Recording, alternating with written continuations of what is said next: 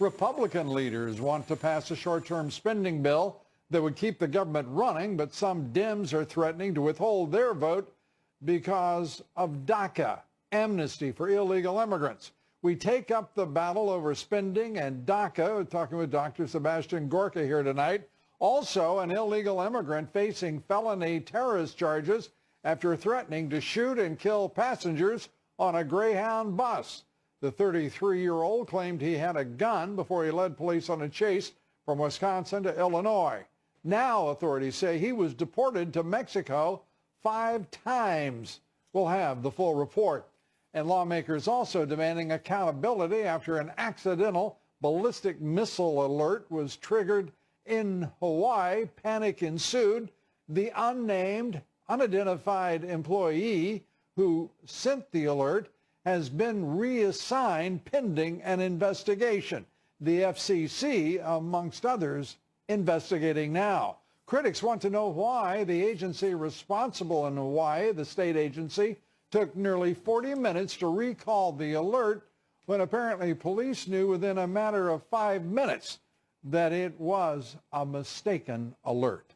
Our top story tonight, a deal on DACA, unlikely at best and likely dead.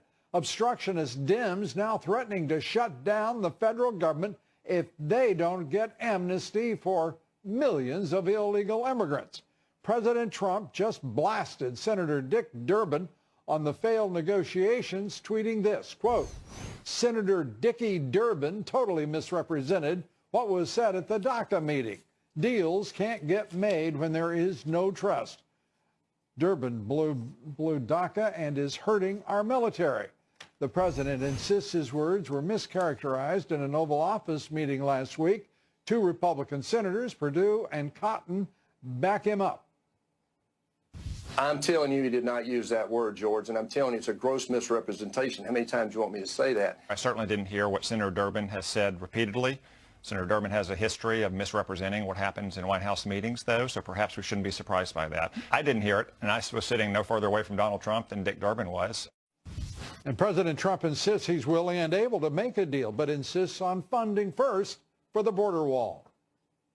Honestly, I don't think the Democrats want to make a deal. I think they talk about DACA, but they don't want to help the DACA people. They don't want security at the border. We have people pouring in. They don't want security at the border. They don't want to stop drugs. And they want to take money away from our military, which we cannot do. Joining us tonight, Fox News national security strategist and contributor, Dr. Sebastian Gorka. Dr. Gorka, first, good to see you. This is quite a remarkable moment. DACA appears dead. Dick Durbin trying to drive a stake through the heart of even the idea now. Chuck Schumer, Nancy Pelosi, Senator Lindsey Graham, Jeff Flake. This assemblage of like-minded, open borders, pro-amnesty senators is some sort of negotiating group is pure farce, is it not? Yes, but it's exactly indicative of what the left has created. So let's remember that speech to a group of bankers that Hillary Clinton gave as a presidential candidate that was eventually leaked to the press. Do you remember what she said in that, Lou? She said her dream is to have a borderless hemisphere. So no borders from Canada right down to South America. That's what the left is arguing for. At that point, the word America means nothing. They're grandstanding. This isn't about American interests. It's about ideological interests. And also, Lou, it's about lying. I mean, Dick Durbin's relationship to the truth, let's be charitable, it's at best elastic. Even President Obama had to go on record when Dick Durbin said things about the then Speaker of the House, John Boehner, and the White House had to deny that President Obama said anything of the sort. So whether he's talking about the left, the right, a Democrat president or Republican president, it's all about the narrative, it's all about the fight, it's not about the interests of Americans. And Flake calling, basically saying that the president was like Stalin in the way in which he's behaving. I mean, Senator Flake is done. He can't get reelected. He is continuing to run his mouth. He is a sordid, just absolute attack dog against the Trump administration. Senator Flake should be ashamed of himself. My parents lived under a Stalinist regime. My father was arrested and tortured and put in prison by a Stalinist regime. This man has no moral compass left anymore. Senator Flake has just insulted all those people who have died or suffered under true Stalinist regimes. He has become a parody of a politician. And, you know, what is this deal between the Mormons and President Trump?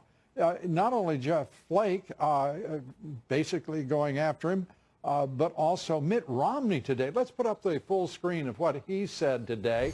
This is a man who hasn't even yet announced he's running in Utah for Senate.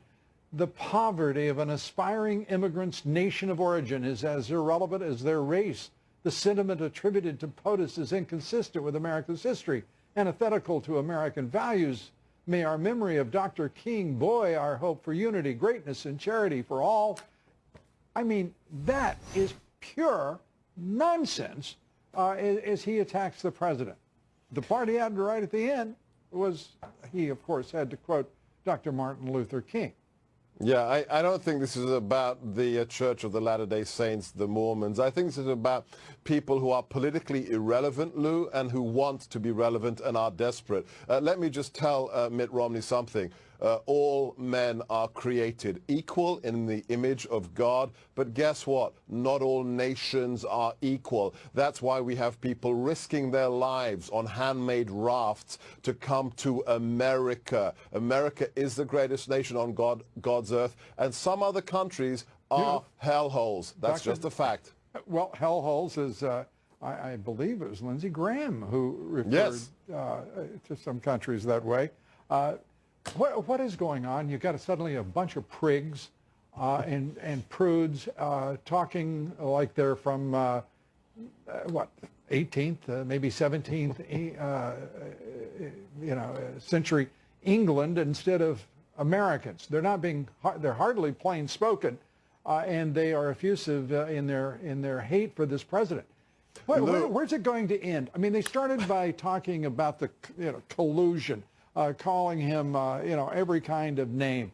That was disproved. I mean, it's been going on 6.5 years of total investigations, the committees, the FBI, special counsel, they haven't found anything.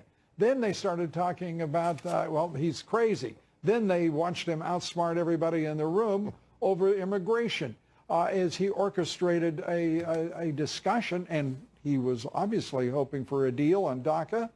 And now they're calling him new names. Do they really think the American people are so stupid not to notice that everything the left and the Dems have called this president and the establishments of both parties has been proved untrue, false as they could be over the course of the last more than a year, 2.5 years, including the presidential campaign? Well, look, the false prudery of the left-wing media, what they say off camera about the president, these people are toilet-mouthed individuals. The idea that now they're going to use this against the president, when in fact it looks as if it never actually happened. It's just about attacking a man who they still don't understand. Let's be clear. They don't understand why the American people voted for this man. And they know that Donald Trump understands some countries are hellholes. And most Americans agree with him. That's why they live here in America and understand America to be the shining light on the hill. So what will happen? Look, the Russia collusion delusion has become the left's Pizzagate. It is an absurd farce. It has come back to bite them on their rear end. Why? Because who's in trouble with regards to Russia? It's Hillary, and it's also the Obama administration, because now we're going to find out, thanks to brave people like Devin Nunes, who actually gave the order to target Americans on the Trump campaign, including the future president, with false information from a fake dossier provided in part by Russian actors. Look, we have some big scandals in American history, like the assassination of JFK, but this scandal is going to be one of the biggest when we get to the bottom of who gave that order in the Obama White House. At what point do we decide as a country that we're not going to put up with a federal agency like the FBI or the Department of Justice, in which they carry out investigations that never result in a report, never result in a resolution, of any kind, let alone consequence, for those who are accused of whether it's Benghazi, Fast and Furious, whether it's the IRS, whether it is, in point of fact, the Russians, we're told reliably from a third party, not from the FBI, hacked the DNC servers. We don't have straightforward evidence from any one of these investigating committees or agencies or departments. And that is an affront, it should be an affront to all Americans. But Lou, we have things like your show, Sean Hannity, Sarah Carter, John Solomon. At the end of the day, I have great faith that all Americans will find out how much, the rot at the heart of the state of Denmark. And at the end of the day, somebody will pay a legal penalty, and it might be at the very highest levels of the Obama administration.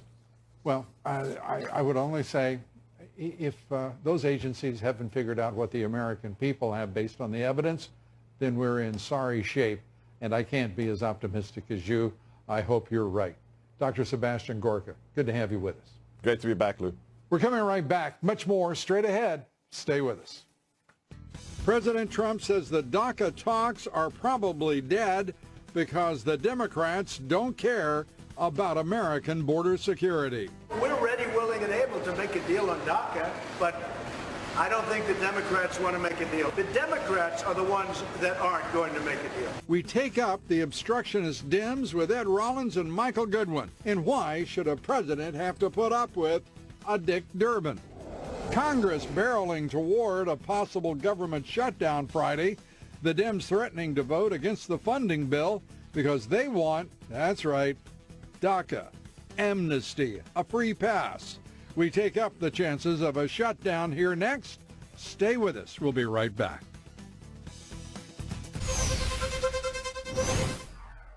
Well, shocking new revelations tonight about the anti-Trump dossier and surveillance of Trump officials. House Intelligence Committee Chairman Devin Nunes telling colleagues he has seen the evidence showing clear abuse of government surveillance by FBI and Justice Department officials, and he will push for all members of Congress to view those documents as early as this week. And new trouble for the Clintons, a grand jury bringing the first indictment in the Uranium One scandal. The former head of a Maryland transportation company, Mark Lambert, now faces 11 counts of money laundering and wire fraud, accused of bribing Rosatom officials to win contracts to transport uranium. Attorney General Sessions just last month ordered the Department of Justice to reopen its investigation of the deal that ended up with Russia gaining 20% control of U.S. uranium. 20%.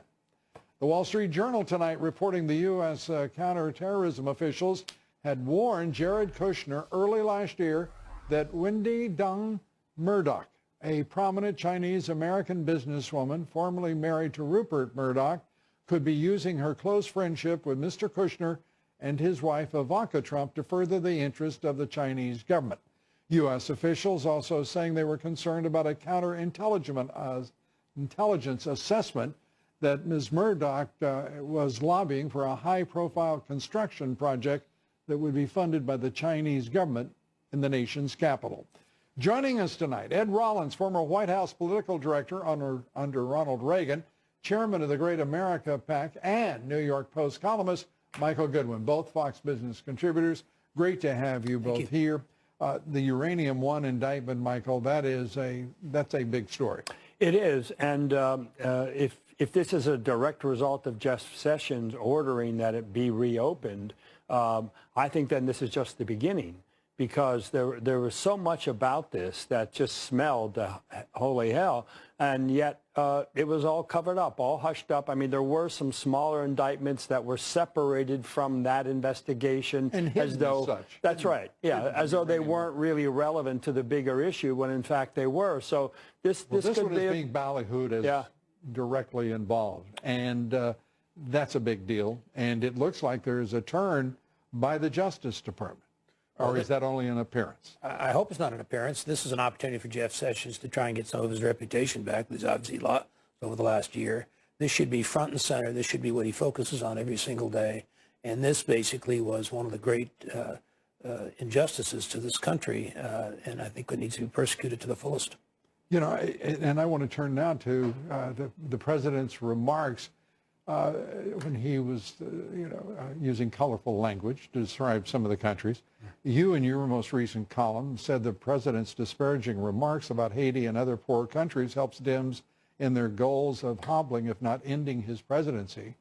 I don't see it that way.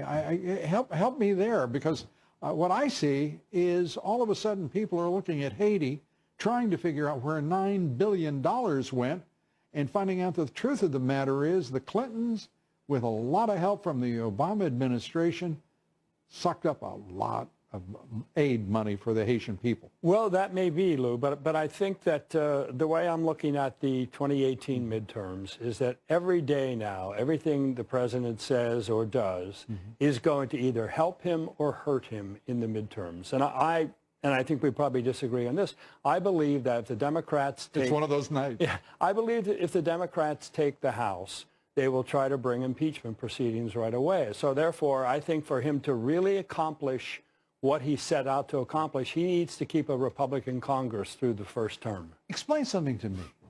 Everything the Dems have said has been a damn lie from the beginning. Yeah. They talked about this president, his character. They talked about his business. He couldn't, he was just fantasizing his multi-billions, that he didn't pay taxes, that he was in collusion with the Russians. We've now spent 6.5 years of investigative time without an iota of evidence. Then they talked about he was crazy as he could be, that he simply was out of touch. And the next thing we see is an hour broadcast from the White House in which he is commanding that bipartisan meeting as if he was a conductor with a symphony, orchestra. And now suddenly he doesn't know how to speak properly. It's this. The heck with that. If I may say in his honor, the hell with that. The American people once were a plain-spoken people, straightforward, honest, and direct. And when they get exactly a president who is doing so, speaking plainly, directly, truthfully, you're telling me because our national media goes all wobbly that he's suddenly going to get impeached? Have we lost our minds in this country, or what? I think to the extent that he gets things done, like the tax bill, like the deregulation. Like $8 trillion in the equities? And I think these are all things that will keep Republicans in control of Congress. So wait a minute.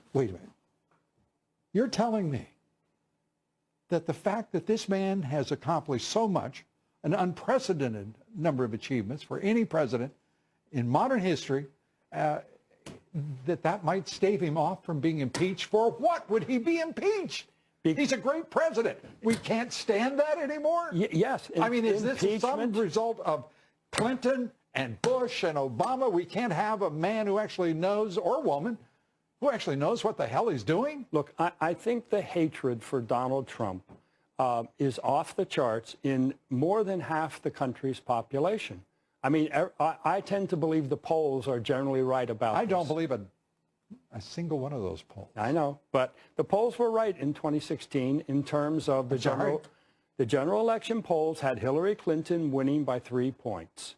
She did. And the New York Times had Hillary Clinton a 95% winner on election night. Well, actually, it was higher than that. Yeah. I mean, that was their prediction. That was her chance of victory. Let me just say this. I think this... the distraction that occurs by these kinds of things, this president has to talk about what he's done. You talk about it. A few other shows here around Fox talk about it. But the American public is not getting the intensity of the message that they should be. Tell them to look at their 401k. I understand that, but not everybody. Who are these not everybody does it. Just let me finish.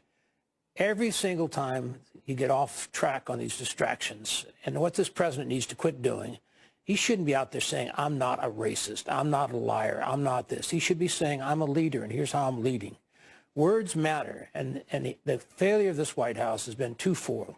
One is a communication strategy, and he's the one who has to carry the ball. And secondly, they haven't got their people in place yet. That's another failure. Okay. So, meanwhile, The economy is growing at 4%. I don't. His foreign policy rationalizes what has been a decades-long mistake. He should be at 55% in the polls. Well, wait a minute. Words matter, and I got some words. You got to let me finish. No. It's your show. You don't give me that. It's your show, Lou. It's your show.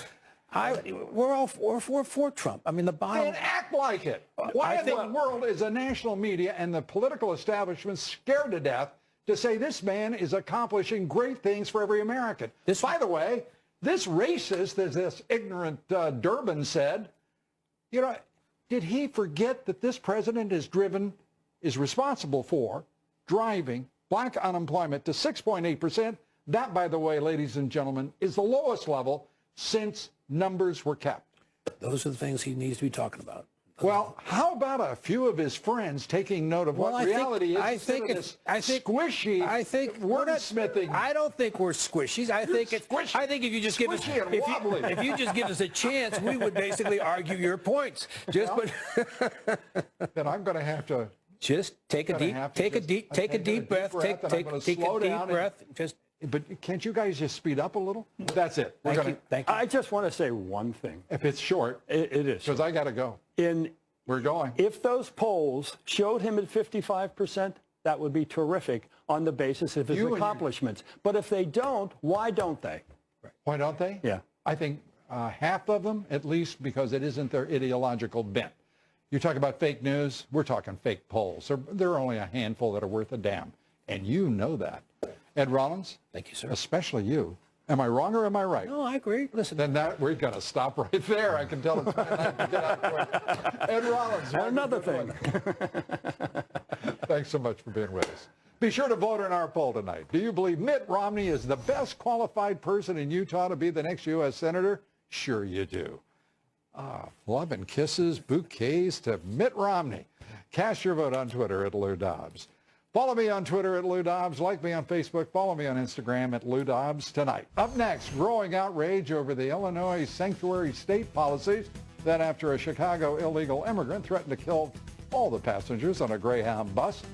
Oh, by the way, he had been deported 5 times that apparently none of them took. We'll have the full report here next.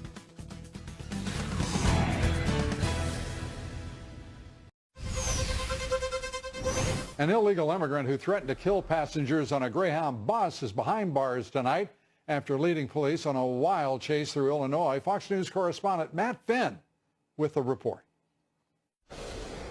A Greyhound bus ride from Milwaukee to Chicago took a horrifying turn when an illegal immigrant started pacing back and forth, threatening to shoot and kill everyone while reaching toward his waistband, according to passengers. It almost felt like a terrorist situation because you're on a bus, you know, and the guy's saying he's got a gun. He was acting crazy. Police say at least 2 passengers called 911 from the moving bus about 33-year-old Margarito Vargas Rosas. The Department of U.S. Border Control and Customs tells Fox News Vargas Rosas has been apprehended and ordered for deportation 5 times. When squad cars responded and attempted to pull the bus over, the driver did not stop. Several of my deputies activated emergency lights and sirens, and the bus was still continuing southbound into Kenosha County. Police dropped 2 separate spike strips to stop the bus. Officers say the driver thought police were involved in a training exercise or were there to assist him versus pulling the bus over. Police eventually got the bus to stop. Vargas Rosas was ordered off it at gunpoint. He then made threats to police and was arrested. Police did not find a gun, and fortunately no one was hurt. The suspect was charged with making terroristic threats. We dodged a bullet. We really did, in my view. The suspect lives in Illinois, which Republican Governor Bruce Rauner declared a sanctuary state last summer. The law denies local law enforcement the ability to detain people on behalf of immigration and customs enforcement. But the lead agency in this criminal case, a Wisconsin sheriff, has requested the suspect be extradited back to Wisconsin, where he would not be protected by Illinois' sanctuary laws. Tonight, the suspect is locked up in an Illinois jail without bond, and he'll stand before a judge on Wednesday. Lou? Thank you very much, Matt Finn reporting. We're coming right back. There is a lot more straight ahead. Stay with us. Rhino Lindsey Graham is blasting President Trump because he allegedly used profanity. Critics, however, say the priggish Graham is being hypocritical. There are two different standards here. In 2013, Lindsey Graham said the exact same thing the president did, but he used the word hellhole. We take up Graham's hypocrisy and the media's relentless use of his hypocrisy against President Trump. Deirdre Bolton and Niger Ennis join me here next. And this pup is giving parkour athletes a run for their money. Jumpy, the Border Collie mix, is back showing off his incredible athleticism. Stay with us. We'll be right back. Much more straight ahead. Senator Lindsey Graham claims he called out President Trump when Mr. Trump used colorful language during a bipartisan immigration meeting last week. But it turns out the South Carolina Republican has made some very similar comments with the cameras rolling on Capitol Hill. The tale of two borders. Why is one a problem and the other's not? Because Canada is a place where people like to stay. They like Canada. We like Canada. We love to have them visit. They want to go home because it's a nice place. The people coming across the southern border live in hellholes. They don't like that. They want to come here. Our problem is we can't have everybody in the world who lives in a hellhole coming to America. Well, the senator might want to check the immigration numbers and countries of origin, because that is exactly where most of those immigrants are coming from. Joining us now, Fox Business's Deirdre Bolton and spokesman for the Congress of Racial Equality and conservative commentator Niger Ennis. Thank you both for being with us. I have to say, I despite what he said, it sounded to me like Lindsey Graham should be giving the president a big old hug because they're in agreement. I would think so. They are in agreement, even if Mr. Graham forgets, right? I sort of have to go back in the past to find that. But I think what is a shame is I feel like on Tuesday, there was this moment of potential true bipartisanship, true working together. We had the president calling both Republicans and Democrats into the same room, inviting the cameras for almost an hour. To the White House. Yeah, and having everything being very clear and transparent. Now, granted, he does assumedly like a little bit of spectacle. He knows TV. He knows the media. Excellent visuals. You know, I think another way of saying that, Deirdre, test me on this, but the president understands no one has a God-given right to bore the American people to death, even if they're president. And I think he wanted to show that the two sides were working together. And, of course, the line on DACA has always been, Congress, give me something. I'm willing to consider it. Work together, do your job, and then give me something. He went farther than any president has, including President Obama, in point of fact. Yeah. And then instead he gets Dick Durbin and Lindsey Graham, Niger, leaking and spewing their usual partisan bile.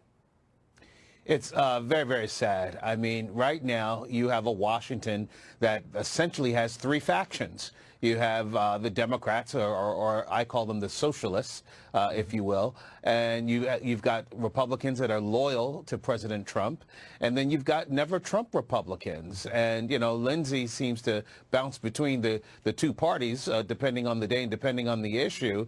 But clearly, the president wanted a deal, but he's not going to placate the American people. He's not going to bend over backwards and not accommodate the interests, first and foremost, of the American people. I mean, you know, unlike most of these talking heads, I actually know DACA recipients. You know, I communicated with one last week. You know, a lot of them are good kids, and we should do what we can to keep them in the country legally, not necessarily citizenship, but legally.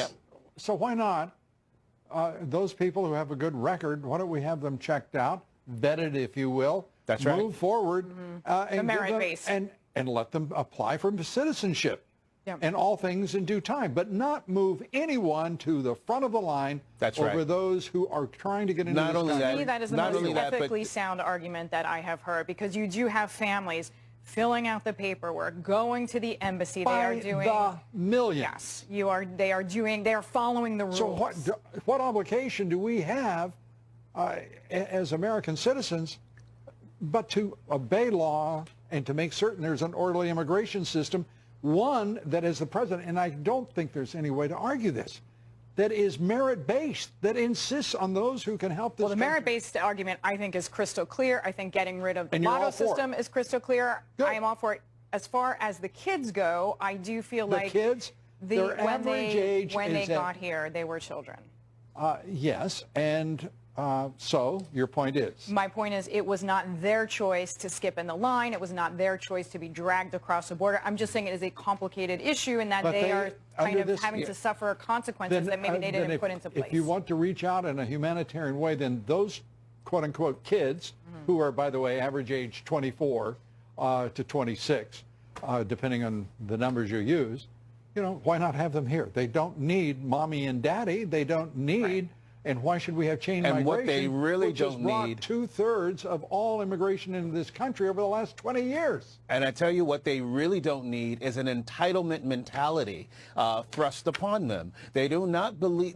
They do not need to be made to believe that somehow becoming an American citizen is an entitlement. It is not. It is a favor that the American people are potentially granting to these recipients. Well said. I'll only say this as we conclude, and that is, think about the damage we're doing to the countries from which they come. Why in the world we would not be doing more to build up those countries and to eliminate the poverty that is so great in so many places. The money that has been shipped to Mexico in drug money, in remittances, in trade deficits, my God, they should have sparkling cities throughout Mexico and no poverty at all. It is the inverse. Niger, thanks so much for being with us. Deirdre, thank you for being here. Thank you, Lou. Please roll the video now. We're going to take a little pause. We're welcoming back Jumpy. There's Jumpy. That's my favorite dog, except, of course, for the dogs that live in my house. Well, actually, they run the house. The Border Collie mix. He's known as the parkour pup. Among his many tricks, he walks on two paws, scales walls, leaps obstacles. There is, I swear, there's nothing this pup cannot do. Pup. This amazing wonder dog. Wonder dog. I move that we call him Wonder Dog.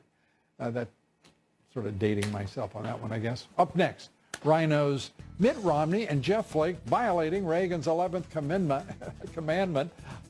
They're not only shooting inside the tent, they're doing all sorts of other unsavory, nasty things. These are not only, they're not only anti-Trumpers, they're inexplicably grumpy, nasty anti-Trumpers. Charlie Hurt joins us next to plumb the depths of their spirits. A New Jersey family discovering that a painting in their basement was actually a long-lost Rembrandt. We'll have that coming up here next. Stay with us. We'll be right back.